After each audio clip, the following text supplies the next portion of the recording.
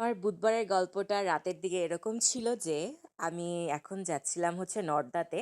আর আমার ক্লাস শেষ হতে হতে হচ্ছে 9:30টার বেশি বেজেছিল, আমি গত ভিডিওতে বলেছিলাম। আর নর্দাতে আমি পৌঁছাই হচ্ছে 11:30টার দিকে।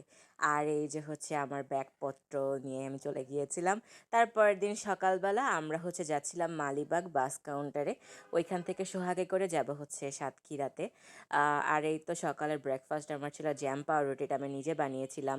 আর তখন অনেক সকাল।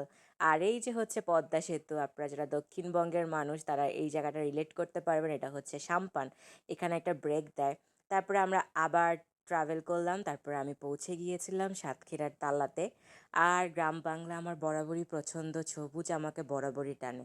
আর সবুজ আমার এত ভালো লাগে, আমি যদি পারতাম আমি গ্রামের থেকে যেতাম।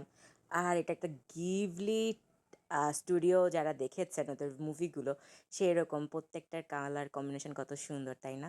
সবাইকে জব আর স্নিগ্ধ শুভেচ্ছা দিই।